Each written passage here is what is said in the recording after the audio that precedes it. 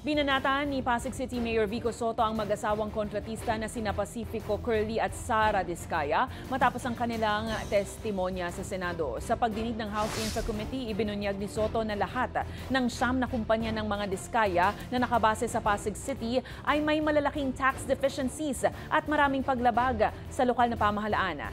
Ayon sa alkalde, kahit nahatulan na si Curly Diskaya sa 2 kaso ng paglabag sa building code violations, patuloy pa rin ang pagkokontrata ng mga kumpanya nito sa gobyerno. Tinawag ni Soto ang mag-asawa na habitual liars o mga sinungaling lalo na sa pag-angkin ng lugi sila sa mga proyekto. Giit niya, hindi pa kapanipaniwala na tumatanggap ng kontrata ang mga ito kung talo sila umano sa negosyo.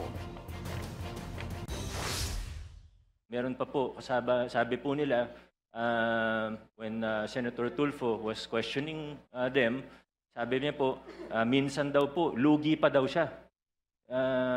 Ang bait naman po ng mga ito. Kung tumatanggap sila ng kontrata sa gobyerno, nagbibid sila para malugi. Marami nga po tayong naobserbahan na you use the term inconsistencies, but I would like to be more direct.